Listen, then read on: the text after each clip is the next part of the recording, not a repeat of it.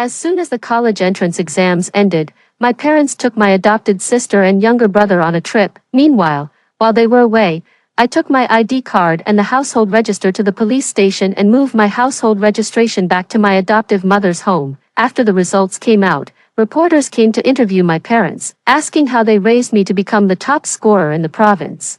I smiled and pointed to my adoptive mother beside me. This is my real mom. After finishing the last exam, I walked out of the examination hall. A dense crowd of parents waited in line at the school gate. I strolled leisurely out of the classroom and spotted Tina Elliott darting into the arms of Mr. and Mrs. Elliott, cooing affectionately, before getting into a luxury car and driving off in style. Before getting in the car, Tina Elliott subtly glanced around and finally flashed a provocative smile when she spotted me. Bennett ran over. Want to grab dinner together? As I walked, I turned on my phone and saw several messages from my foster mother, all expressing concern for me. I replied with a smile and put my phone away. No need. If I don't go home, their family trip won't be able to start anytime soon. The Elliott parents and younger brother had actually discussed 3 months ago that as soon as Tina Elliott finished her college entrance exams, they would take her on a trip as an early celebration. After all, she had passed the art exams for several universities, even including the Kyoto Academy of Fine Arts. Bennett licked his lips, clenched his fists tightly, and a trace of unease flickered in his eyes. All right, warrior girl, you remember what you promised me, right? My face flushed slightly. The weather was just too hot. Got it, boyfriend. No puppy love in high school. I promised him I'd agree to be his girlfriend after the college entrance exams. He couldn't even wait until we left the exam hall before demanding official status. Bennett let out a long breath, said, I'll pick you up tonight, and then bolted like he had rockets on his feet. When she got home, Tina Elliott had already changed into fresh new clothes and was bustling about. The air was filled with her youthful energy. Don't forget sunscreen. Mom's so beautiful. We can't let her get tanned. And this book. Little brother loves reading it most. Oh yes. And Dad loves this tea the most. Tina Elliott always uses her sweet, delicate voice to take care of every little thing for everyone, winning their favor. Unlike me, clumsy and awkward, never able to say the right words. Rachel, you're back. How did the exam go? No surprise. Tina Elliott was the first one to notice me. The lively atmosphere instantly turned cold upon my arrival. TCH. With her consistently bottom-ranking grades, what's there to ask, both being academic underachievers? Kevin Elliott, who consistently ranked in the bottom 20, always felt superior to me, the perpetual last-place holder. Although he was in middle school and I was in high school, while we're away, stay home and spend more time studying English. I'm already making arrangements for you to study abroad. Go get a college degree. When you come back, I can still arrange a good match for you. Mr. Elliott's tone brooked no argument. Rachel, you've got to prove yourself. You're my daughter. After all, don't fail at everything. Mr. Elliott was also frustrated by her lack of ambition. Got it. I stood there emotionless, listening to their scolding. We're taking an evening flight. Don't cause any trouble or embarrass me during this time, Mr. Elliott said. Have fun. I calmly offered my blessings, but obviously, they particularly couldn't stand my stubborn and indifferent attitude. In their eyes, I was willingly degrading myself and giving up on life. I'll have the butler keep an eye on you. You're not to go out recently anyway. With grades like yours, stepping outside would only embarrass me. Got it. No matter what Mr. Elliott said, I kept my head down and agreed. He kept chattering away until they had to leave, then snorted coldly. A month-long trip. Hope they have a good time, especially after the college entrance exam results come out. After they left, the butler looked at me arrogantly. Tomorrow I'll contact an English tutor to give you extra lessons. Don't wander off. I gave him a cold glance without saying a word, then turned and went back to my room. The butler seemed frightened by my icy stare. After I closed the room, I continued cursing loudly in the hall. I took out my backpack and started packing my belongings. I had secretly taken the household register yesterday. While packing, apart from the notebook and water bottle I brought when I first came to Elliot's house, there were also bank cards. I didn't bring anything else. Every single thing in this room carries the scent of this family. It makes me inexplicably dislike it, but leaving just like that, I feel somewhat unwilling. Although I've been acting these 3 years because I took the money, I've genuinely suffered quite a bit of injustice. After some thought, I proceeded to smash everything breakable in sight. Clothes, bags, and the like. I slashed them all with a razor blade. Half an hour later, the room was in complete disarray. This looks much more comfortable. Then, feeling lighthearted, I left carrying my cheap backpack. You seem to be in a good mood. Just as I stepped out of the neighborhood gate, I saw someone dressed in black motorcycle gear, leaning pretentiously against a Harley, and that Harley was pink, pink, pink. I nearly burst a blood vessel trying not to laugh. What's this? My dad said girls like cool guys. My mom said girls like pink bubbles. I think they're both right. I couldn't bear to hurt the nervous gaze of a love-struck fool, so I was practically waving all four limbs in agreement. They're all right. I really like you this way, absolutely refusing to admit it was the little devil inside me acting up. Where are we going? Bennett blushed, his eyes sparkling. Let's find a hotel first. Tomorrow, I'll go to the police station to handle the household registration transfer. Then head straight to the train station. I want to go back to City A.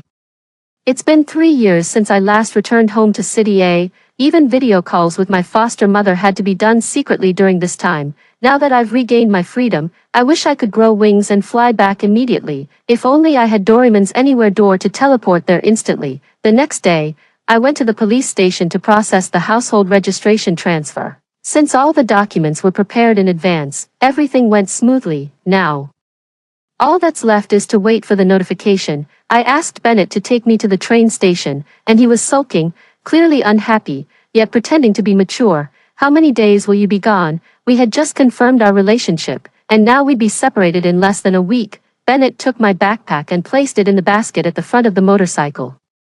Lowering my head, I kicked the stones on the ground one by one. Do you want to come with me? On impulse, I invited him. I surprised even myself by saying it out loud, but strangely, I didn't regret it. Bennett wore a triumphant, smug expression. Yes, afraid I might change my mind. Bennett pulled me onto his pink Harley. Hold my hand and tightly wrap your arms around his waist. With a whoosh, it started and headed straight for the train station. Last night was a bit dark, and passers-by couldn't see clearly, but now it's daytime. The combination of pink and black drew many sidelong glances along the way. I buried my face in Bennett's back, only then feeling embarrassed. Fortunately, we were both wearing helmets. Fortunately, the Harley was fast enough. Back in City A, my foster mother was very happy. When I was forced to return to the Elliott household, my foster mother was both happy for me and filled with guilt. I kept telling her I was doing fine, but after all, I was the child she had raised for over a decade. She saw right through my lie instantly, yet all she could do was worry helplessly for me. When my foster mother learned I was moving my household registration back, she was as happy as a child. After leaving Elliott's house, I turned off my phone and got a new number, so I didn't know that the butler couldn't find me the next day and complained to Mr. Elliott. He tried calling me again, but there was still no answer. Became even angrier. Mr.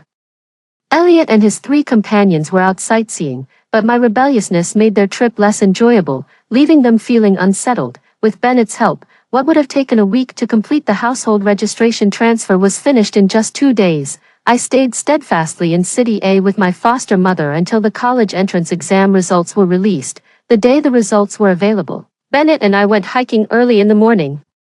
It wasn't until we got home in the evening that I remembered to check the results. Enter your ID number, log in to check, total score, 712 points. When checking the results, Bennett was right beside me. He glanced at his phone first, then gave me a strange look. What's wrong? The school just notified us. The provincial top scorer got a total of 712 points. Oh, really? What does that have to do with me? I didn't realize it at the time. I just thought this score was slightly better than I had expected. My younger brother jumped up and hugged me. Sis, you're the top scorer in the college entrance exam. You're amazing, truly worthy of being my sister. I was utterly stunned, rooted to the spot. I had accidentally become the top scorer in the national college entrance exam. Initially, I just thought my exam results would shock the Elliott family when they came out. But now, I've actually become the provincial top scorer outright. The effect must be much better. I turned on my phone that had been shut down for over half a month. As soon as it powered on, a flood of messages poured in all at once. The phone kept beeping incessantly. One familiar phone number appeared with unusually high frequency. In the 2 days before I turned off my phone, it had called 3 or 4 times. But today alone, there were over a dozen calls. And now it's calling again. I decisively hung up, ended the call, with a smile on my lips. Mom, I'm going back to City B tomorrow. I haven't picked up my high school diploma yet, and there are still many things to take care of. I'll come back once everything's settled. Will there be any trouble? Mom's eyes were filled with concern. I flashed a confident smile. It's fine, the trouble is someone else's. Mom looked at me. All right, no matter what happens, Mom will be with you. Since they treat you poorly, they can forget about taking you away from me, no matter what.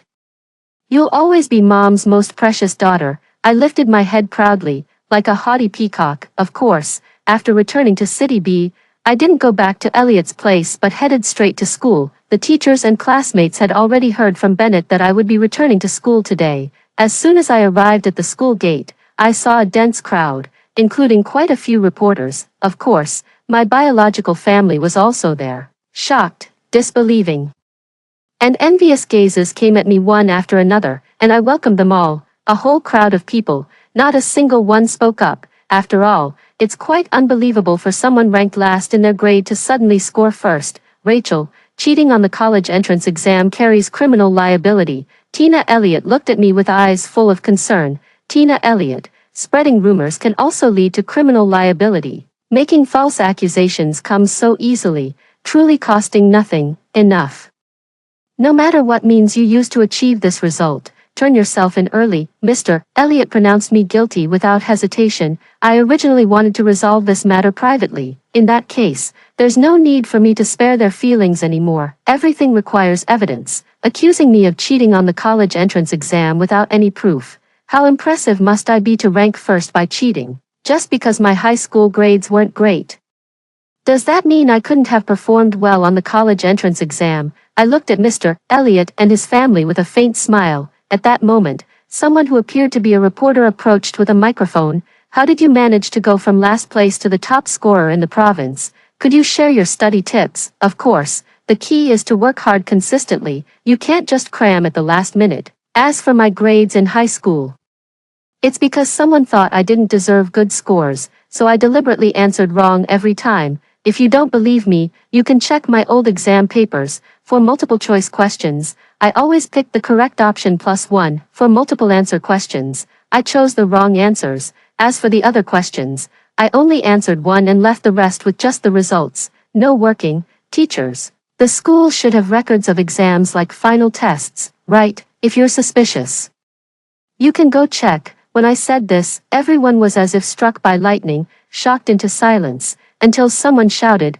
I remember now. Weren't you the first place winner in the junior high physics competition in City A before? I participated in it when I was in 8th grade. It was the physics competition held in City A at that time. Because of this outstanding ranking, I was directly admitted to the key high school in City A. Later, due to various reasons, I ended up in City B. The school leaders saw that the situation was too chaotic. Moreover, the media requested to examine my exam papers, so they took the opportunity to lead everyone to the meeting room. Mr. Elliot wanted to take me back to their house, but I refused. I begged the teacher to arrange an empty classroom at school. I had Bennett wait for me at the door. Then, I sat in the empty classroom with Mr. Elliot and his family. With grades this good, you've been doing it on purpose all these 3 years, haven't you? Deliberately embarrassing our family. Mr. Elliot, as usual, loved to twist the facts. On my first physics mock exam after transferring schools, I ranked 3rd in the class, and you all thought I cheated. I said I didn't, but you didn't believe me.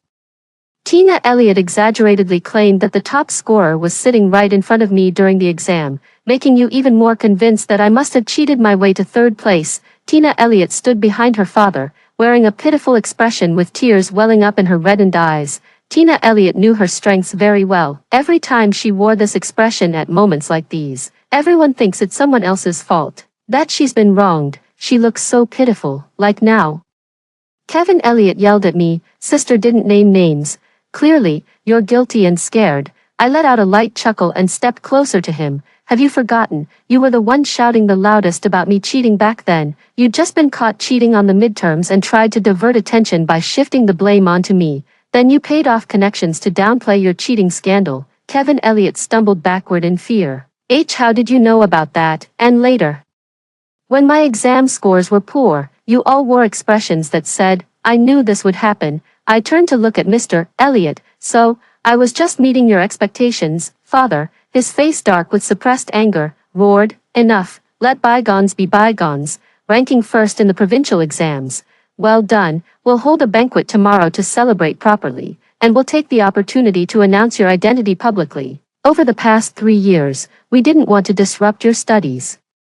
So we never had the chance to formally introduce you to others. No wonder you're a businessman, truly an old fox, just planning to brush things off so lightly. With grades like yours, you can get into any school domestically. The key is still to find a good major, so you can match with someone of equal status in the future, originally maintaining composure. But as he spoke, his face increasingly betrayed restraint, wearing a smug and calculating smile. His words were cut short by my interruption. Mr. Elliot abruptly interrupted, his expression darkened, but considering my outstanding academic performance, he maintained a forced smile. There's something you might not know. On the very first day of your trip, I moved my household registration out of your family, so legally speaking now, I have nothing to do with you, and of course, my achievement as the provincial top scorer has nothing to do with you either. What did you say, Mr. Elliot's face turned ashen. Mr. Elliot is getting old and hard of hearing. Tina Elliot, repeat it for him. I won't indulge your habit of playing deaf and dumb. Rachel, how could you do this? This is sheer ingratitude. Rachel, do you realize what you're going to lose by doing this? Mr. Elliot really has some nerve. Does he think his family is some kind of prized possession? Lose? If it weren't for you forcing me back to the Elliot family, would I have had to be separated from my mother for 3 years? What nonsense are you talking? I am your mother. How could you be so bewitched by that wicked woman? I could tolerate their verbal insults. After all, they meant nothing to me, but I couldn't stand them calling my mother a wicked woman. Shut up. How dare you speak about my mother like that? You never raised me or taught me anything. You only looked down on me. What right do you have to call yourself my mother? My tone was too fierce. Mr. Elliot couldn't believe I was shouting at her for another woman, a face full of brokenness. Even if you want to rebel for 3 years, it's enough. Find some time tomorrow to move your household registration back. Mr. Elliot is still like this, stubborn and self-willed, incapable of understanding human speech. Back then, you promised that as long as I left with you, you'd give my mom $600,000 for her treatment, so essentially, I was just an actor you hired for 3 years at the cost of $600,000 to provide emotional value. Now that the contract has expired, I don't plan to renew it. Face reality, don't come looking for me anymore. I can't be bothered to deal with you. From the moment I was born, I was swapped by someone with ulterior motives.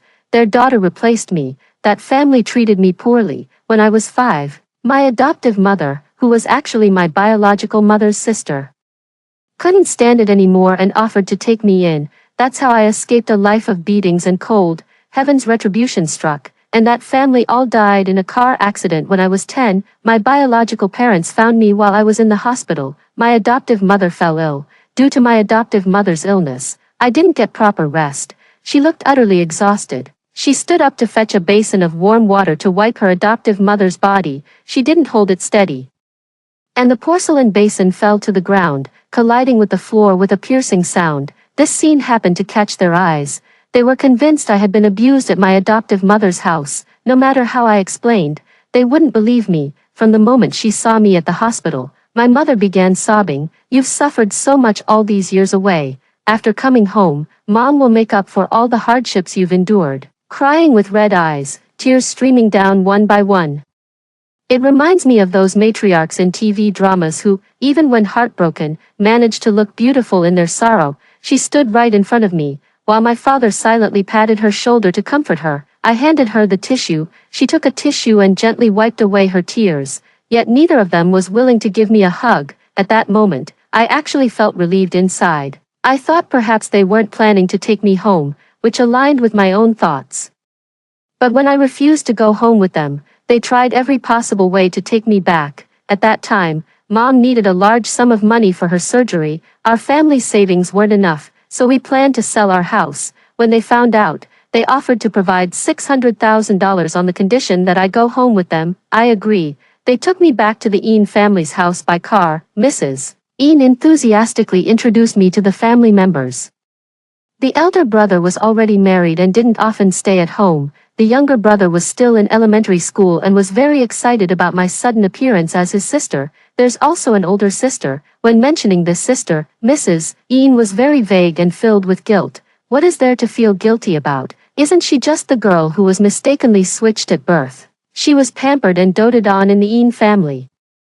I lived quite well in my adoptive mother's home. I didn't speak because I didn't know what to say. They probably wouldn't want to hear what I had to say, so I didn't believe it was worth speaking. My silence made Mr. Elliot think I had objections to this adopted daughter. In a flustered manner, he explained how obedient and understanding she was, assuring me that we would get along well. Mr. Elliot spoke until his mouth was dry, his eyes shining brightly as he looked at me. Suppressing the unease in my heart, I responded in a calm tone, "Got it." Then Mr. Elliot looked disappointed. At the time, I didn't quite understand what he was disappointed about. Later, I realized he was disappointed because he didn't see my timidity, caution, happiness, or joy. When I got home, the girl, Tina Elliott, was full of enthusiasm and came up to hug me. The elder brother was somewhat gentle, yet also quite distant. The younger brother's face showed undisguised disdain. If Mr. Elliot hadn't glared at him at that moment, this younger brother might have directly grabbed a broom to sweep me out the door. My adoptive mother took me in when I was already old enough to understand. I knew she wasn't my biological mother. My birth mother was her sister. It wasn't until I started junior high school that my adoptive mother finally told me the truth. At first, she asked me if I wanted to find my birth mother and said she could help me. I hugged her and said, "I do."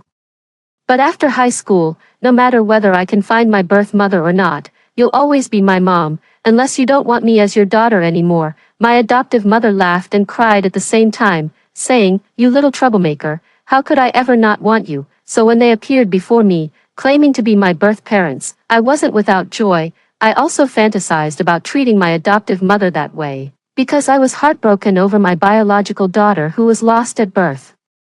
I also imagined that after the misunderstanding was cleared up, would have two homes, two mothers who cherished me like precious jewels. When I entered the Elliott household, I did have a glimmer of hope. When I got the physics diagnostic test paper, I went home feeling happy inside. How happy I was back then is exactly how devastated I felt when they misunderstood me. Later on, gradually, I realized what they wanted was never their lost daughter, but a poor wretch who would depend on them. They wanted someone timid and weak, someone who would obey them, so I stopped holding on to any hope for them. I will never forget when Kevin Elliott falsely accused me of cheating, snatched my backpack, and dumped all my books on the ground. I will never forget how Tina Elliott encouraged others to bully me at school, cornering me in the girls' bathroom. I fought them desperately, ending up bruised and hospitalized. Yet the Elliots only saw me as an embarrassment, thanks to Bennett. No one dared to bully me at school anymore. Then there was Tina Elliott, who fell down the stairs herself. Yet Mr. Elliott slapped me without even asking for the truth. Even when I swore to check the surveillance footage to clear my name, Tina Elliott finally timidly admitted the truth. Those so-called parents and brothers still insisted I was just malicious at heart. After leaving the classroom, several media outlets wanted to interview me. I ultimately chose the reporter who recognized me as the first-place winner in the physics competition. The reporter hesitantly mentioned that I could bring a parent along, and Mr. Elliott behind me stepped forward. I apologized. "My mom is in City A. If you need to interview a parent, it might have to wait a few days. She won't arrive in City B until the day after tomorrow." Publicly denied acknowledgement of their father-daughter relationship, Mr. Elliott flew into a rage out of humiliation.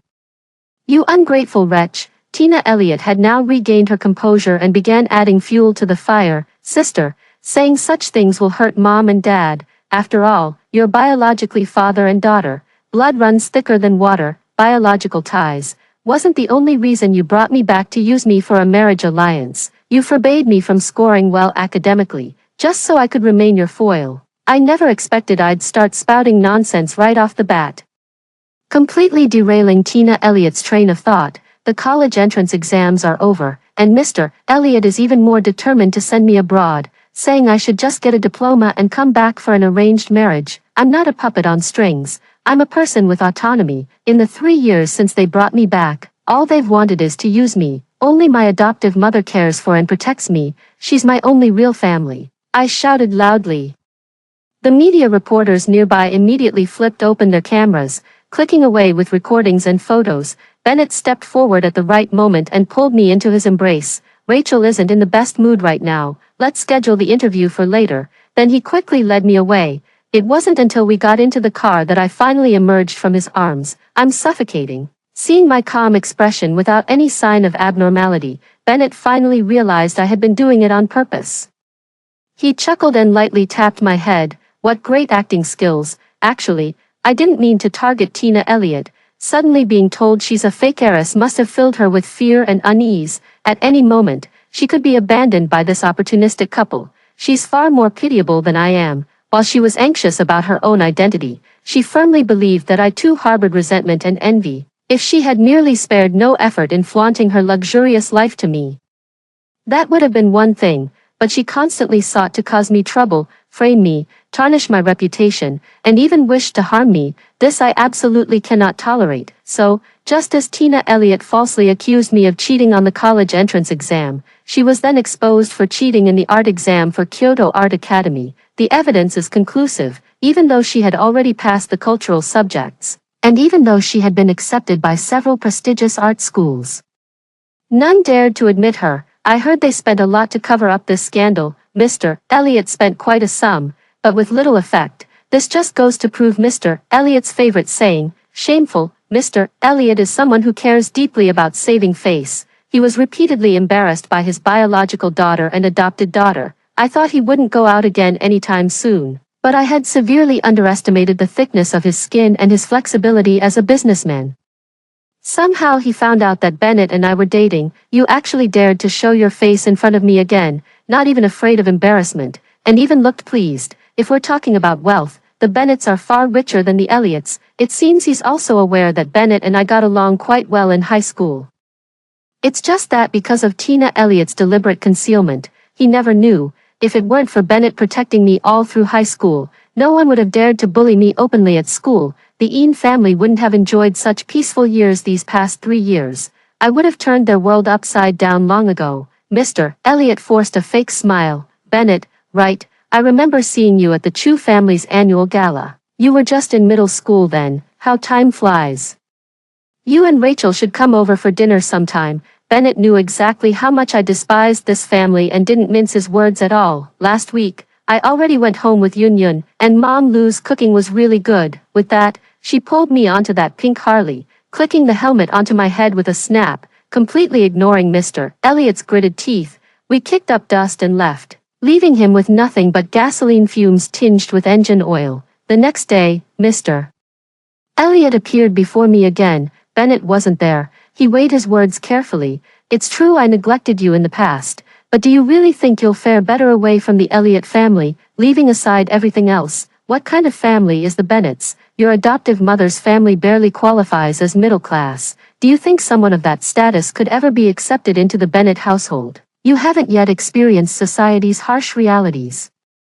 The world is brutally pragmatic. Even for the sake of your future happiness, you shouldn't burn bridges with us like this. Time and time again, they come knocking, impossible to guard against. Thinking about what Bennett told me yesterday, I decided to take drastic measures. I heard the Elliots have been facing some business difficulties lately. What do you think would happen to the company if I used my current social influence to get a journalist to say something, or perhaps if I whispered something in Bennett's ear? Who knows how that might affect your company? As for whether that effect would be good or bad, it goes without saying. Mr. Elliott, don't come looking for me again. All I want is to cut ties with you, but if you keep seeking me out, I can't guarantee I won't kick you when you're down. When gentle persuasion didn't work, Mr. Elliott resorted to force. Tina said she never intended to cheat. It was you who egged her on.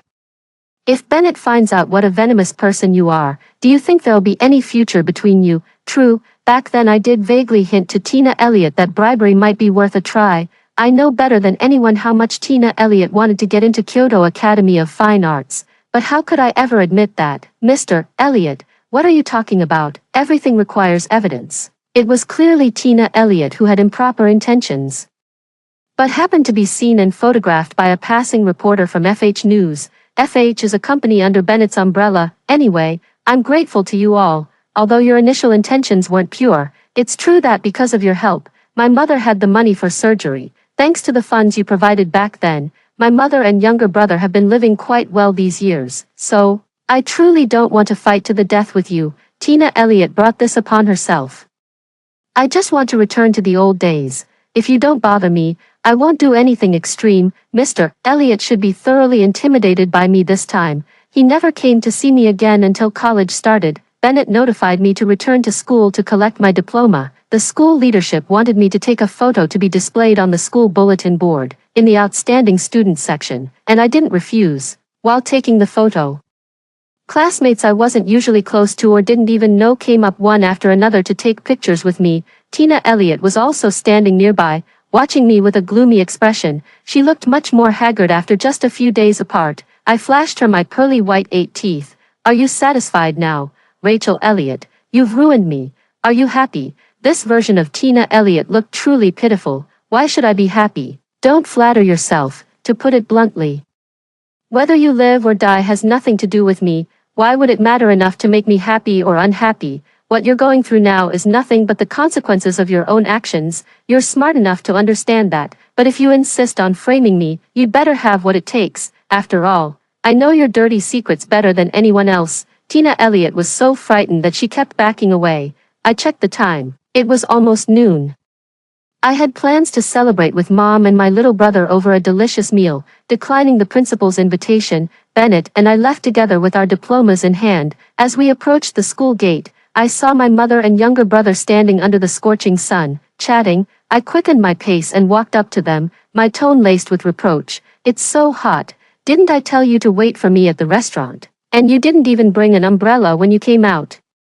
There's shade under those trees over there. Why didn't you stand there while waiting? Mom glanced at me and Bennett with playful teasing. You always say I'm nagging, but now you're just as bad. My younger brother clutched his head beside us. Game over, game over, game over. Before it was just Mom's nagging, but now both Mom and Sis are going to nag.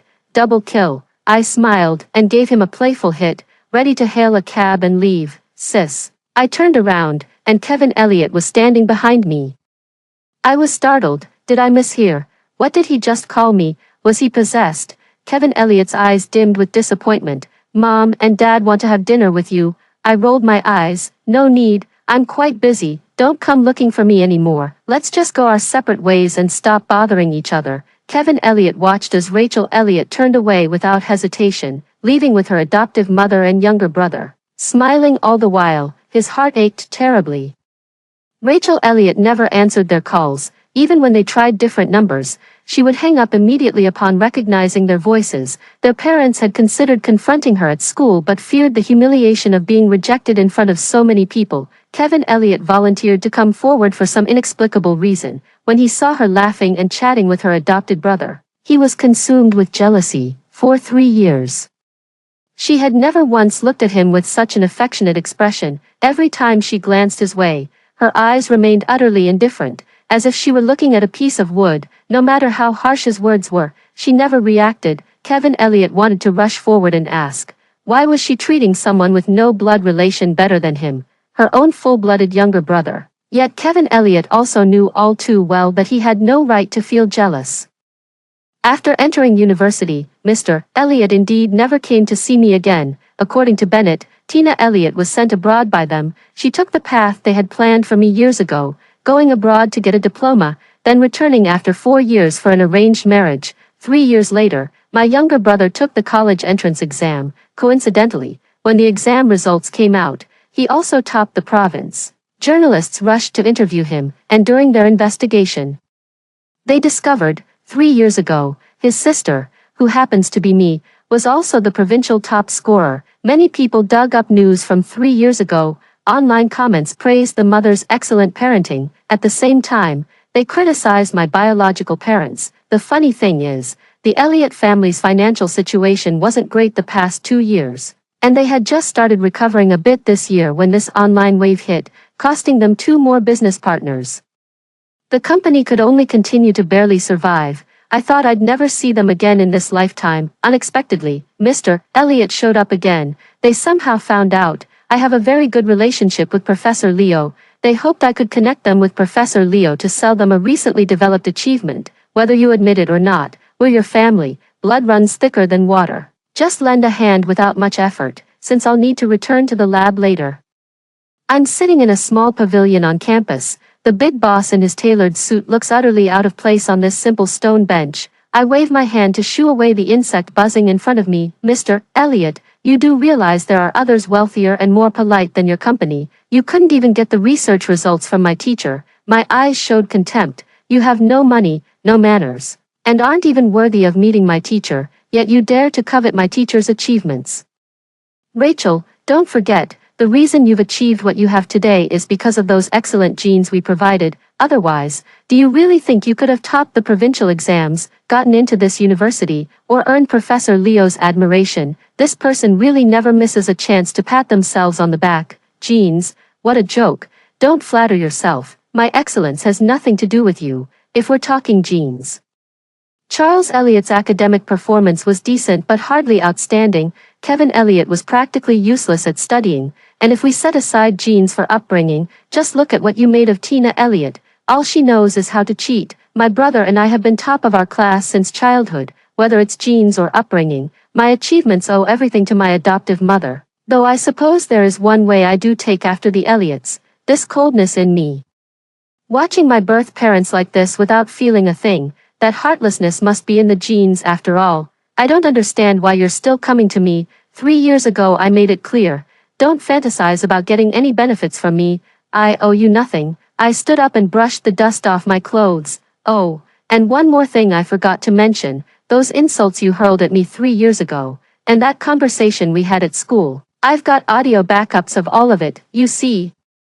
I've always believed in better safe than sorry, so don't even think about using emotional blackmail or other tactics against me, or you'll only bring trouble upon yourselves. Under his disbelieving gaze, I walked away slowly. Later, I heard that Tina Eliot was recalled by Mr. Eliot before she even graduated. She got engaged to a playboy. The company finally started to improve. But with society developing so rapidly, and Mr. Eliot being stubborn and self-willed, only knowing how to leverage connections while remaining stagnant in business management, the company would eventually decline. This improvement seems like a dying flicker, and Tina Eliot doesn't seem to be doing well either. She married a playboy to begin with. He definitely wouldn't settle down after marriage, busy every day fighting against mistresses number 3, 4, and 5. But none of this has anything to do with me. After graduating from university, I went on to pursue a master's degree under Professor Leo. Later, I pursued a PhD, and after completing it, I stayed at the university to teach. I bought a house in City J. I wanted to bring my mom to live with me, but she said she's used to living in City A. She refuses to move to City J. During holidays, Bennett and I go back to visit her. By the way, Bennett and I got married the year I graduated from college. His family also liked me very much, for the first couple of years. He started from the ground up at the headquarters in City B. Later, after gradually working his way up to management, he applied to become the general manager at the branch in City J, which could be considered him following his wife's lead, and I believe that in the future, I will get better and better. Bennett's mother came to see me. She sat across from me with a serious expression, occasionally frowning. Bennett had said his family would definitely like me. It seems his understanding of his family was somewhat biased. The other person sat silently for quite a while, not saying a word, just sizing me up. Finally, they sighed and began rummaging through their bag. I raised an eyebrow. Could they be looking for a check? In the end, they pulled out 2 large folders. I noticed elegant handwriting labeling them resume and achievements, respectively. The other person first opened the honors folder and pulled out a stack of certificates and awards. These are Bennett's certificates, competition awards, and medals from childhood to now. This child has been smart since he was little. I was somewhat puzzled. Was this meant to prove with facts that I wasn't good enough for her son? After listing every single certificate and award with great pride, she opened another folder labeled resume, which surprisingly contained Bennett's photos. His mother arranged the photos in order of age. Bennett has been good-looking since childhood, and now he's handsome as an adult. You can tell his genes are excellent just by looking. The other person looked at me eagerly. As a potential partner, whether in terms of looks or intelligence, he's a great choice. Girl, you really mustn't miss him. I was thunderstruck, frozen in place. The other person continued pitching him, speaking earnestly. Honestly, when looking for a partner, you can't just focus on looks. Someone who's good-looking but not smart isn't ideal. And someone smart but not attractive isn't great either. After all, you'll be seeing them every day. Someone like Bennett, who's both handsome and intelligent, is truly rare. You won't regret having him as your boyfriend. A bolt of lightning struck me, leaving me utterly stunned. Auntie, Bennett and I are dating now. Huh, she was first shocked. Then wore an expression of disbelief. How is that possible? Such a lovely girl like you. How could you possibly be interested in Bennett, that dull blockhead? Later, I found out that Bennett had always been aloof since childhood, especially keeping his distance from the opposite sex. His whole family thought Bennett would remain a bachelor for life. Upon hearing he had a girl he liked, they wanted to help him win her over as soon as possible. If you miss this chance, you might never get another one like it. But no one expected Bennett to act so swiftly. Right after the college entrance exams, he settled his lifelong matter. They often marveled later, this kid's been decisive since childhood, even in love. Impressive, truly living up to the Duncan family name. After hearing the first story above, what are your thoughts? Feel free to share your opinions in the comments section. Next, there is another similar story. Let's continue to see.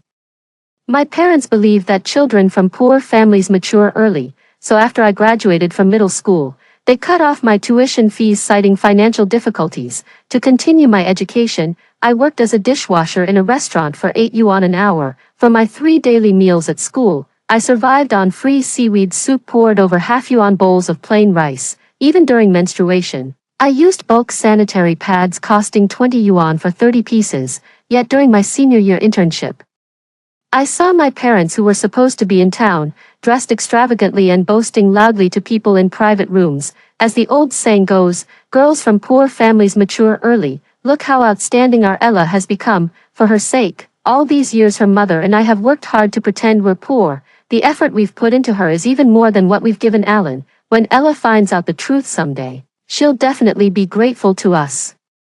Listening to the flattering echoes from the private room, I stood frozen at the doorway as if plunged into an icy abyss. My colleague beside me sighed with envy. The Cooper family is a well-known pharmaceutical conglomerate in City A.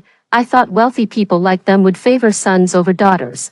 Who would have guessed Mr. Cooper treats his daughter so well? In the private room, my father's smug voice continued. We're not like some parents who favor sons over daughters.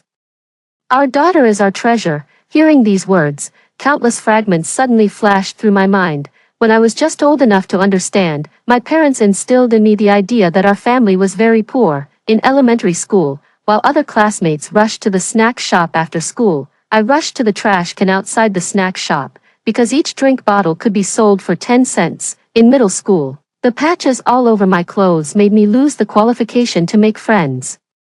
Shame made me almost beg my mom to buy me a new piece of clothing, yet all I received was their merciless scolding. Ella, how old are you to start being vain already? Don't you know what our family situation is? Haven't mom and dad struggled enough raising you all these years, and now you're still not satisfied? A poor family's daughter matures early. When will you finally grow up and understand things? Amidst my parents' scolding, I recalled how they often couldn't return home for months due to their exhausting work, so from that moment on, I never brought up buying new clothes again on my own initiative. Looking back now, those months they were away each time were probably spent returning to City A, accompanying Alan Cooper in enjoying the extravagant lifestyle of the elite. I peered through the door crack at my so-called younger brother, Alan Cooper.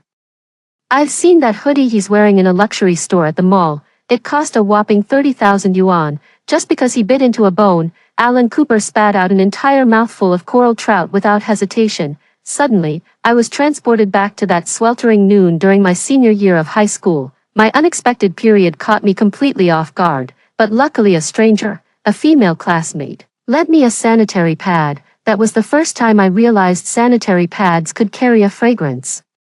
Not just the smell of cheap cotton fabric. For the sake of what they called making something of myself and changing my fate, I studied desperately all these years and finally got into the best university. Yet now I'm suddenly told it was all a lie disguised as being for my own good, but in reality paving the way for Alan Cooper, and they actually dared to imagine that I would thank them. Just as my thoughts were in turmoil, the voices inside the private room continued. Alan also got into University A. As for who will take over the Cooper family business in the future, it'll depend on which of the two siblings has the ability. After all, in our eyes, sons and daughters are equal. Watching my parents basking in everyone's praise, I clenched my fists tightly. Since they said whoever has the ability should inherit the Santos family, why shouldn't I fight for it? As a child, I gave up new clothes. But now I absolutely won't give up the Cooper Group. They built me a Truman Show world, but I'm determined to tear this script apart. My parents have long grown accustomed to me not going home during summer vacation. They simply replied to me on WeChat with, "The hardships you endure now will turn into sweetness later. Ella is so sensible. Mom and Dad are proud of you." Reading this sanctimonious message and comparing it to Alan Cooper constantly flaunting his wealth in the freshman group chat, I couldn't help but feel utterly bitter. The $1 million luxury car and 6-story villa led other freshmen to flatter Alan Cooper with constant cries of, "Young master." Even before classes began, the name, Alan Cooper, had already become universally known at University A, but what I didn't expect was that before I could approach him, Alan Cooper sought me out first. Seeing my yellowed, washed-out t-shirt, a look of disgust flashed across Alan Cooper's face. "Professor Jim. Isn't this the famous pharmaceutical research team at University A? How could someone with such a shabby appearance be here? I'm allergic to poverty vibes. Can't stand seeing people like that." Alan Cooper has clearly known about his older sister's existence since childhood, yet I've never been able to understand. Though he's my own blood brother, why does he harbor such intense hostility toward me? Teacher Jim stood by with an apologetic smile, introducing me to Alan Cooper. "Alan, this is your senior sister. She's the backbone of our lab team. With her guidance, you're sure to learn a lot." Upon hearing Teacher Jim's words, Alan Cooper snorted coldly. "Teacher Jim, let me say it again. I absolutely refuse to share a room with someone this poor. Either she leaves this lab team, or I do." Hearing that Alan Cooper wanted to kick me out of the lab team as soon as he arrived, I couldn't help but find him both ignorant and ridiculous. After all, I was originally headhunted by Professor Jim for my outstanding academic performance. Over the years, I've solved numerous challenging problems for the lab team. How dare Alan Cooper think his spoiled brat attitude would work here? Just as I was about to retort, Professor Jim beat me to it. "Alan, what kind of talk is that? The professor thinks so highly of you. How can you leave, Ella? You've indeed contributed a lot to the research group these past few years, but Alan is still a junior after all. Why don't you let him have the opportunity to stay?" I stared incredulously at the groveling Professor Jim before me, my voice tight with accusation as I questioned him. "Teacher Jim, what did you just say? I've poured so much effort into the experiment team, and now you're kicking me out. The provincial pharmacy competition is in half a month. Without my experimental data, the team stands no chance of winning any awards." Yet, faced with my questioning, Teacher Jim completely abandoned his previously kind demeanor. Greed flashed in his eyes. "Ella, the experimental data is the collective effort of the team, not yours alone. Don't even think about taking them away. Don't blame the teacher for giving up on you. If you must blame anyone, blame yourself for not having wealthy parents." Alan's parents directly invested $2 million in our research group.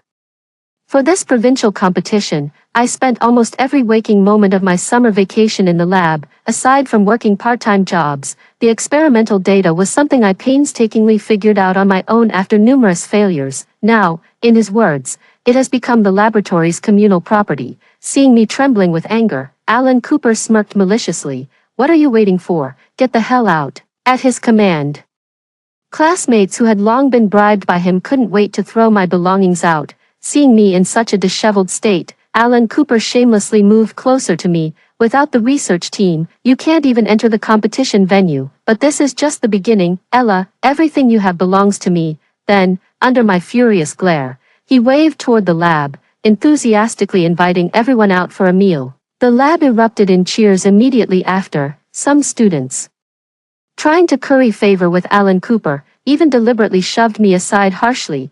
Watching those retreating figures, I turned my gaze to the unfinished data still in the lab. Since Alan Cooper thought withholding my experimental data would secure him the provincial championship and gild his reputation, then I'll show him what it means to bite off more than one can chew. With the experimental data I left behind, the research team breezed through all obstacles straight to the finals. To show support for Alan Cooper, My parents even made a high-profile appearance at the venue. The final judge was none other than the renowned Professor Wilson, an undisputed authority in the field of pharmaceuticals. Just as Alan Cooper took my place and was smugly explaining the test specimen, Professor Wilson suddenly interrupted him. Faced with these sudden questions, Alan Cooper was caught off guard. As he stammered incoherently, unable to give a proper answer, my mother, protective of her son, stepped in to smooth things over. Professor Wilson, Alan has idolized you since childhood. Meeting you for the first time today, it's only natural he's a bit nervous. Perhaps he could explain these questions to you after the session. Yet Professor Wilson remained completely unmoved, his piercing gaze fixed on Alan Cooper. You're not nervous. You simply can't answer. Because one set of experimental data deviated from the others, though subtle and hard to detect. It's enough to declare your so-called prototype a complete failure. As Professor Wilson's words landed, Alan Cooper, already under public scrutiny, flushed crimson with embarrassment. Just as he was about to make excuses, Professor Wilson pulled out a stack of A4 papers from his briefcase. When projected onto the big screen, everyone was astonished to find that this set of experimental data was almost identical to what Alan Cooper had in his hands. Only a few numbers had been altered. This is the complete set of experimental data my junior apprentice gave me half a month ago. At this point, Professor Wilson couldn't help but proudly lift his chin. She said her work was stolen and she was kicked out of the implementation team. As her mentor, I owe it to her to demand an explanation. Ella, come out and share your experimental data with everyone. Amidst the crowd's murmurs of curiosity, I stepped forward from backstage to face them. Seeing me, Alan Cooper's eyes widened in shock. You? How could it be you? How could you possibly know Professor Wilson? Not just him. No one expected that Professor Wilson's so-called apprentice would be me. As for Professor Wilson and me, we met a year ago at an experimental summer camp. Because of a minor lab accident, Professor Wilson noticed me and took me in as his last disciple. After being expelled from the experimental team by Alan Cooper and Professor Jim, I approached him with the complete experimental data. Professor Wilson has always despised those who cut corners in experiments, which is why he publicly stood up for me today. After I smoothly explained the entire dataset, almost everyone present understood what it meant. After all, in the field of experimentation, data thieves are always emerging endlessly. Watching Alan Cooper's face turn alternately pale and flushed, I secretly curled the corners of my mouth. If he can't handle this, what's he going to do next? Junior, plagiarizing others' work is illegal. Just now, your mother even tried to cover it up for you. I suddenly glanced toward where my mother had been standing, but the next second, I feigned extreme surprise. Mom and Dad, what are you doing here? Weren't you farming in town? Everyone followed my gaze and saw the renowned Mr. and Mrs. Cooper of City A. Professor Wilson exclaimed in surprise. Ella, these are President Cooper and Mrs. Cooper. How could they be your parents? Seeing even Master didn't believe me, I feigned frantic urgency and began flipping through my phone's photo album. Because the large screen was still connected to my phone, photo after photo of me with my parents was laid bare before everyone's eyes. And who else could that plainly dressed couple in the pictures be? If not them, panic flashed across my parents' faces as their cover was blown. But before they could speak, I seemed to suddenly understand something. President Cooper, Alan Cooper, Mom and Dad, what exactly have you been hiding from me? No wonder you disappear for months every year. No wonder Alan Cooper knew about me as soon as he enrolled. So I've been kept in the dark all along. Tears welled up in my eyes. Why would you do this? Is it just because I'm a girl that I don't deserve to be part of the Cooper family?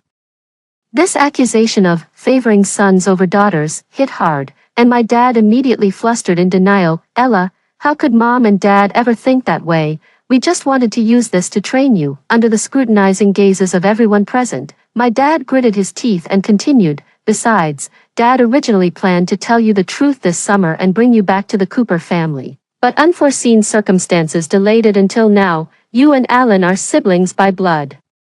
How can taking family belongings be considered stealing? You absolutely must not hold your brother accountable. Watching the reporters continuously snapping photos at the venue, it's certain that by this afternoon, news of the Cooper family's eldest daughter's return will spread throughout City A. Seeing Alan Cooper fail in his scheme and suffer losses instead, I secretly laughed with delight. After all, exposing Alan Cooper was only secondary. Publicly acknowledging kinship is precisely my goal today. Alan Cooper wants to take everything from me, and coincidentally, that's exactly what I'm thinking too. Mom, Dad, are you really going to recognize Ella? Her whole demeanor reeks of poverty. Aren't you afraid she'll disgrace our Cooper family name? Backstage after the competition ended, Alan Cooper was slamming things around with a face full of anger. He had originally intended to make a splash at the competition, never imagining it would instead facilitate my returning to my roots. My father scolded him in frustration. How dare you throw a tantrum? If you weren't so useless yourself, would any of this have happened? Seeing her precious son being scolded, my mom angrily patted my dad. It's not entirely Alan's fault. After all, Ella, as the older sister, is too petty and doesn't know how to give in to her younger brother. In the future, I'm really afraid she might compete with Alan.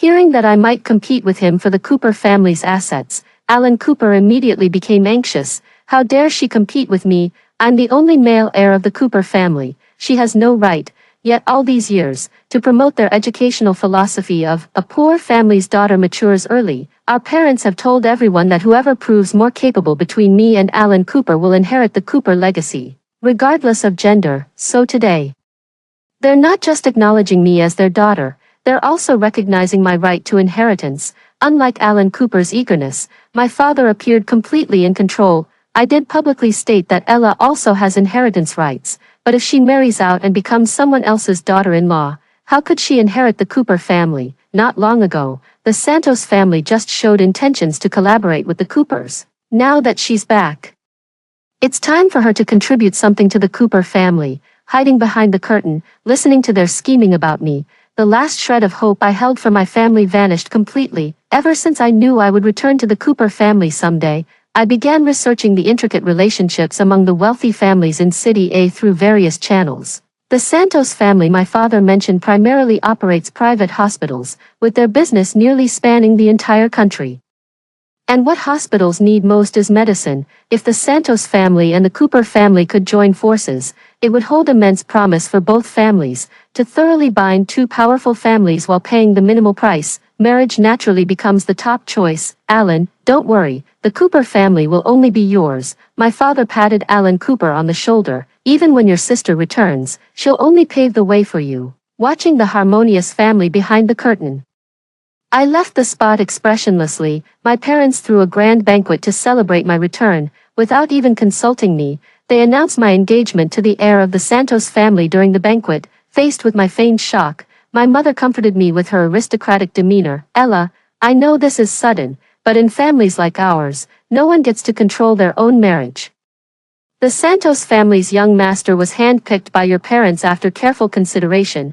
He's already the best match we could find for you. Don't be ungrateful. The shock on my face gradually turned into confusion, then transformed into gratitude as my mother spoke. Mom, you and Dad have thought so much for me. I won't let your efforts go to waste. Seeing me counting their money even as they sold me out, my mother and Alan Cooper exchanged a subtle, knowing smile.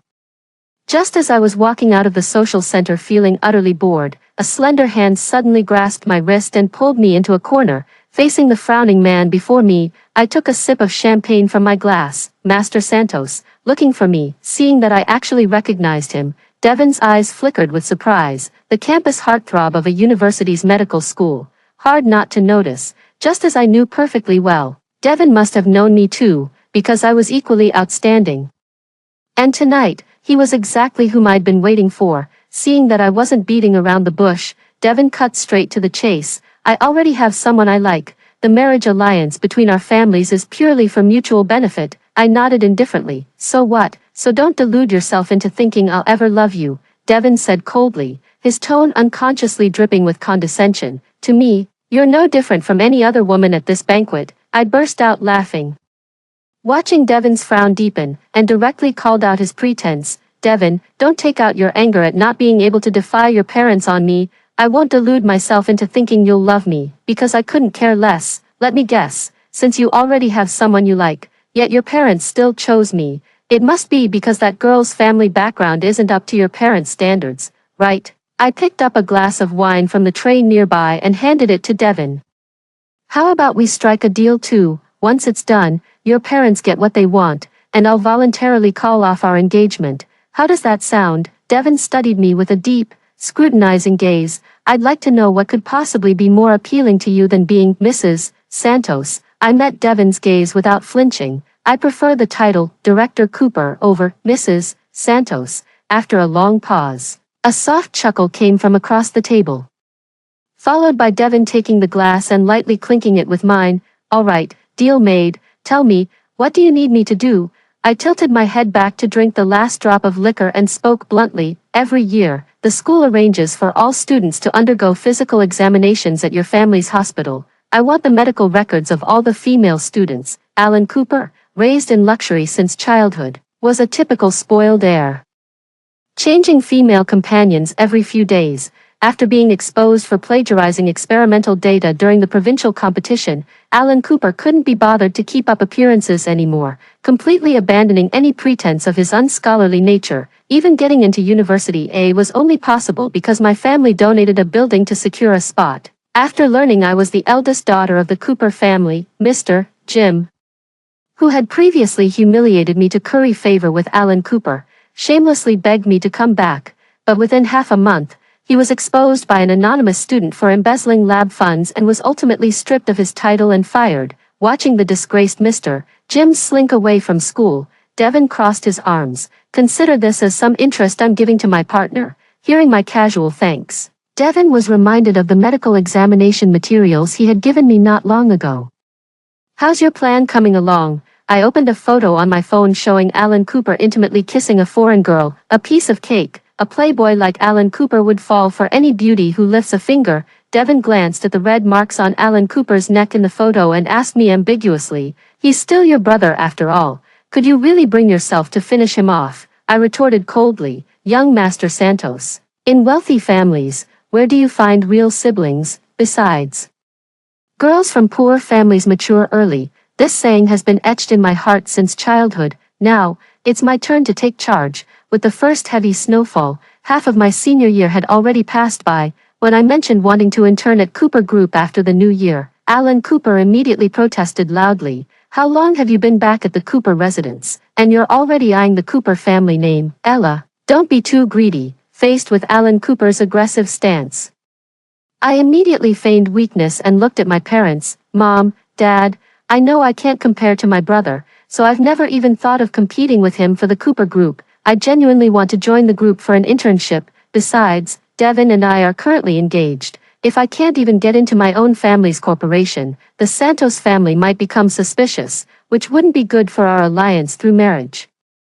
During the more than half a year since returning to the Cooper household, I've been extremely cautious, constantly trying to please the other three family members. Even Alan Cooper, who initially disapproved of me at every turn, has gradually let down his guard. Seeing my sincere expression and considering the Santos family factor, my father pondered for a while before smiling and saying, Ella, what kind of talk is this? The Cooper Group inherently has your share too.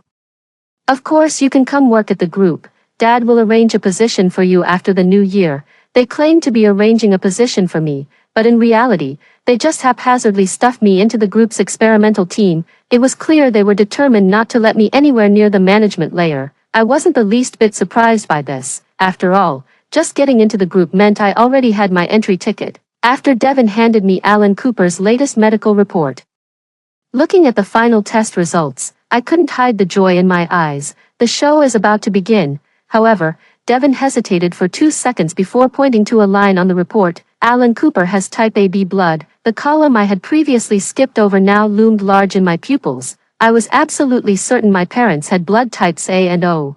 There was no way these two types could produce an AB blood type. A bold idea exploded in my mind. Illegitimate children were hardly uncommon in wealthy families. If Alan Cooper were my father's illegitimate child, my mother naturally wouldn't have gone to such lengths to pave the way for him. The only possible explanation is that Alan Cooper is the bastard child of my mother and another man, and my father has been deceived for a full 19 years. This is truly heaven helping me. Devin obviously thought of this too. Alan Cooper's biological father might be hard to find. Hearing the concern in Devin's tone, I maintained a completely confident demeanor. Don't worry, he'll surface on his own. As I began to close the net, within just a few days, Alan Cooper's night out with 3 women, Alan Cooper's promiscuity, and Cooper Group successively topped the trending searches. At the top of the trending list was a video, anonymously recorded during a police raid targeting illegal activities. And the protagonist in the video was none other than Alan Cooper. The chaotic room, disheveled men and women, and a pile of used contraceptives on the floor, all unmistakably declared what had transpired among them. Seeing the police suddenly burst in, Alan Cooper not only showed no sign of panic but instead pointed at the officers angrily and aggressively. "Who the hell let you in? Get the fuck out." When the police not only refused to leave but also attempted to take him to the station, Alan Cooper's spoiled temper immediately flared up. "Arrest me. Do you even know who I am? I'm the fucking heir to the Cooper Group.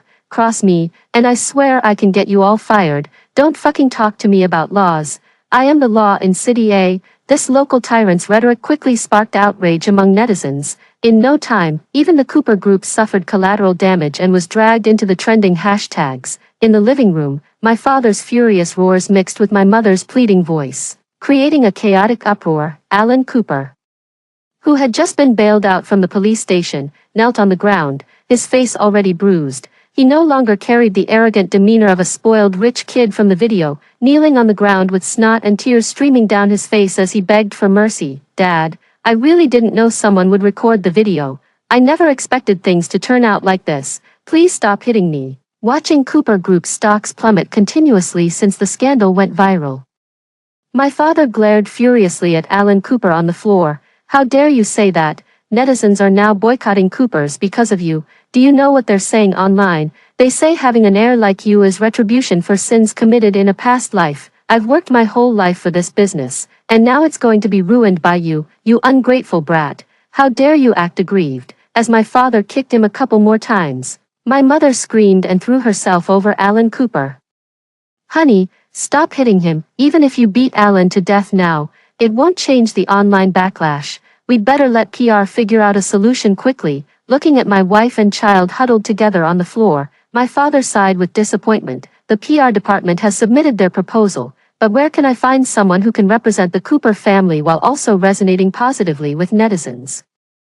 Just as his words faded, I pushed open the door right on cue.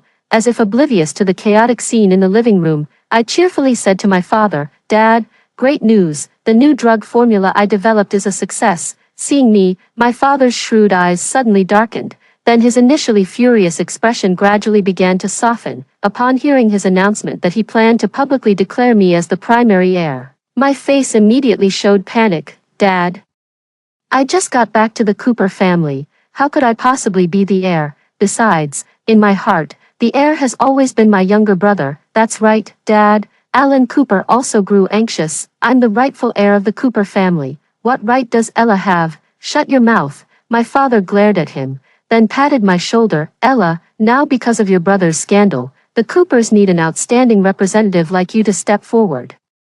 I know you love your brother and don't want to compete with him. Once this storm passes, the heir will still be your brother. You don't need to feel guilty towards him." After hearing my father's words, Alan Cooper finally stopped making a scene. Hearing that last sentence, I couldn't help but find it laughable, yet on the surface, I still pretended to reluctantly agree, fearing that observant netizens might notice something amiss with my subtle prompting.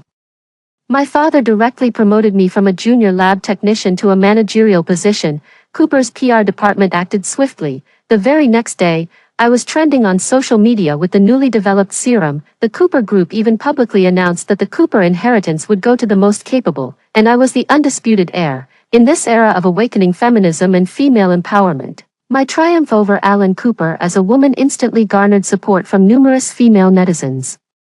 Even under Devon's deliberate manipulation, various honors from my university days were quickly unearthed. Even Professor Wilson publicly stood by me. For a time, the once notorious Cooper family finally regained some reputation. Thanks to me, unlike my triumphant success, Alan Cooper became the laughingstock of high society because of this, but no longer daring to cause trouble easily. He could only suppress his anger and vent it on me at home. "Ella, you'd better recognize your place and stop coveting things that don't belong to you." As I looked at the dense red rashes on Alan Cooper's neck, before I could hide my smile, the nanny's voice came from downstairs. "Young master, there's a package for you." I watched Alan Cooper stomp downstairs in irritation, spotting the large box in his hands. I shamelessly allowed myself a smirk under the cover of shadows. Alan Cooper's retribution had arrived. Sure enough, the open package was knocked to the ground with a loud thud. A blood-stained paper ball rolled out, followed by a T-shirt printed with, "Welcome to the AIDS world," landing on the floor. Alan Cooper, who had been domineering just moments ago, trembled violently as if struck by lightning, perhaps due to overwhelming emotions. He instinctively scratched at the itchy red rash on his neck, but the next second, he suddenly seemed to realize something and let out a piercing scream in the living room. "How is this possible? How could my son contract such a filthy disease? You must have made a mistake." In the hospital, my mother screamed hysterically at the doctor, refusing to believe the fact that Alan Cooper had AIDS. Watching my parents, whose hair had turned gray overnight upon learning that Alan Cooper had AIDS, the resentment I had harbored over the years finally began to fade. It was all worth it. Over the past year, using the information Devin provided, I had bribed promiscuous women at school who carried diseases to get close to Alan Cooper. I had foreseen his current downfall long ago. Alan Cooper on the sickbed also seemed as if his soul had been drained, his hollow gaze fixed as he kept murmuring to himself, "AIDS. I don't have AIDS. I don't want to die." At the mention of death, Alan Cooper shuddered violently, then suddenly mustered all his strength to wail loudly, "Yes, I don't want to die. I don't want to die." Watching the highly agitated Alan Cooper, my father's assistant steadied him, "Young master, you won't die. With today's advanced technology, President Cooper would spend his entire fortune to cure you. President Cooper, the top priority now is to send the young master abroad for treatment immediately. Every day delayed increases his danger." My mother, who had been at a loss, seemed to find her anchor. She nodded repeatedly, choking back sobs. My father's assistant was named Lee, who had been with him for over 20 years. Alan Cooper usually called him Uncle Lee. At this thought, it suddenly dawned on me like a stroke of inspiration. Seizing the opportunity, I moved closer to the two of them and then spoke up, "Mom, Dad, the medical treatment standards domestically are no worse than abroad now. Why go through all the trouble of bringing Alan back and forth? It's better to just treat him here. What do you know?" My mom, who had just calmed down, suddenly lunged at me. Losing my balance, my hands instinctively grabbed at the backs of Alan Cooper and Lee's necks. Seeing me fall, my mom continued to kick and hit me. "What gives you the right to judge? Why couldn't it be you who got sick? Why did it have to be my Alan?" Even though I'd long known she loved Alan Cooper far more than me, hearing those words still sent waves of unbearable pain through my heart. In the end, it was Devin, who suddenly appeared in the hospital room, who led me out. Seeing the scratches on my face, Devin grabbed my wrist and insisted on taking me to the nurse's station for treatment. I casually shook off his grip, then opened both my tightly clenched fists. Each palm held a few short strands of hair. "These are hair samples from Alan Cooper and Lee. I need you to run DNA tests on them as soon as possible." I pressed my lips together tightly. "Alan Cooper is scheduled to be sent abroad for treatment tomorrow morning. I must get the test report tonight." Devin didn't press further. After collecting the hair sample, he immediately headed straight to Santos' testing facility. Knowing my urgency, Devin delivered the final DNA test report to me in just 3 hours, seeing the results showing a staggering 99% match. A glimmer of strategic confidence flashed in my eyes. Early the next morning, the private jet was already parked on the helipad behind the villa. The fear of death had crushed Alan Cooper overnight, leaving him so weak that he could only walk shakily with my mother's support. Since the Cooper family scandal hadn't fully subsided yet, my father couldn't spare any time at all, so accompanying Alan Cooper abroad for treatment were not only my mother but also Lee, whom my father trusted the most. Yet just as they were about to board the plane, I approached from afar and spoke with resounding clarity. "Dad, you can't let their family go abroad. Alan Cooper is not yours and Mom's child at all." Upon hearing my words, both my mother, who was supporting Alan Cooper, and Lee visibly changed their expressions. It was actually my mom who reacted quickly, then started yelling at me, "Ella, what nonsense are you up to again? Your brother is in this state, and you dare make up stories about him. You even dare spout such lies about your own mother. After all the effort I've poured into raising you since childhood, this is how you repay me, by smearing my name." Meanwhile, Alan Cooper, dragging his weak body, also roared at me hoarsely, "You deliberately took advantage of my illness to try and steal the Cooper family from me. I always knew you were no good, Lee chimed in as well. Miss, I know you've always resented the young master for having a better childhood than you, but you can't falsely accuse him of not being Mr. Cooper's child. If he isn't Mr. Cooper's son, then whose child could he be? Watching the three of them argue, I directly pulled out the paternity test report. Whose child is this, Lee? Don't you know perfectly well in your heart, my father trusted you so much, yet you actually had an affair with my mother and made him raise your bastard for 19 years. I looked at my father standing just 2 steps away, tears welling up in my eyes. Dad, haven't you ever wondered why Alan Cooper and I are both Mom's children, yet she always favors him and even willingly let me suffer hardships since childhood, because she knew all along that the only one who could inherit the Cooper family fortune would be Alan Cooper. This way, you'll be completely sidelined by that adulterous couple. Staring at the test report, my father looked at the panicked trio in disbelief. My mother couldn't hold back any longer, seeing the truth exposed. Her legs gave way instantly. Honey, Lee and I were just momentarily blinded back then. All these years, we've never done anything to betray you again, and Alan, I've always treated him as our child, and he only recognizes you as his father. Yet with every word my mother spoke, my father's expression darkened further. He never imagined that the child he had doted on since infancy would turn out to be someone else's offspring, while his daughter, whom he had mistreated since childhood and even exploited at every turn, was the only blood relative truly connected to him. Alan Cooper also knew very well that without the financial support of the Cooper family, he would be left waiting for death, so he fell to his knees with a thud, kowtowing repeatedly to my father. Dad, we've been father and son for so many years, even without blood ties. I've always regarded you as my real father. In the future, I'll take care of you in your old age and fulfill my filial duties. You can't abandon me now. Besides, who else in this vast Cooper empire can inherit it but me? Dad, just pretend you never found out about this. We can still be a family, all right. My father widened his eyes, truly not expecting Alan Cooper to be so shameless. You adulterous couple, my father roared, clutching his chest. These past days had been filled with emotional highs and lows, compounded by sudden, devastating news. As a result, before my father could even finish speaking, his eyes suddenly rolled back, and he fainted from sheer rage and shock. The villa was now in complete chaos. The family doctor happened to be on vacation, so the butler had no choice but to call 120. However, because Alan Cooper needed to be taken away by plane, all electronic fences leading to the villa area from the foot of the mountain had their signals cut off in advance to prevent interference.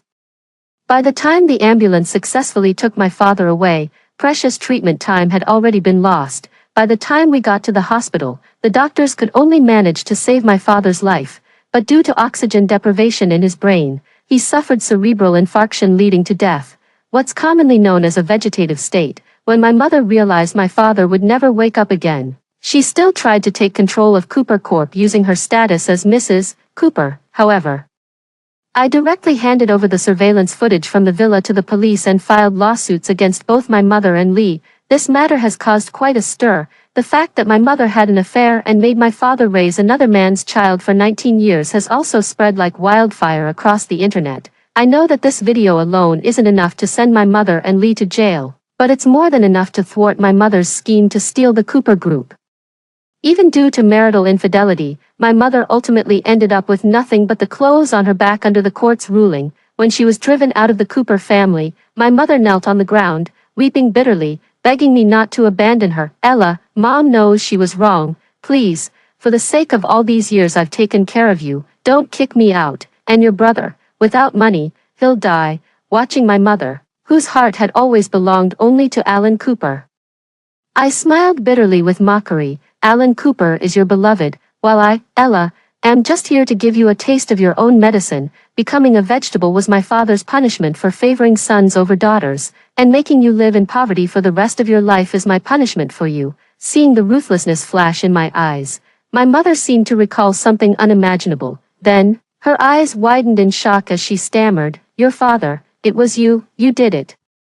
Watching my mother touch the truth, my sinister eyes curled into a cold smile. Of course, there couldn't be such coincidences in this world. Just like the blood pressure-raising ginseng tea in my father's cup, the conveniently vacationing family doctor, and the electronic barrier blocking the ambulance, I never intended to give him any chance to wake up, watching my mother, who kept cursing at me but was eventually thrown out by the bodyguards.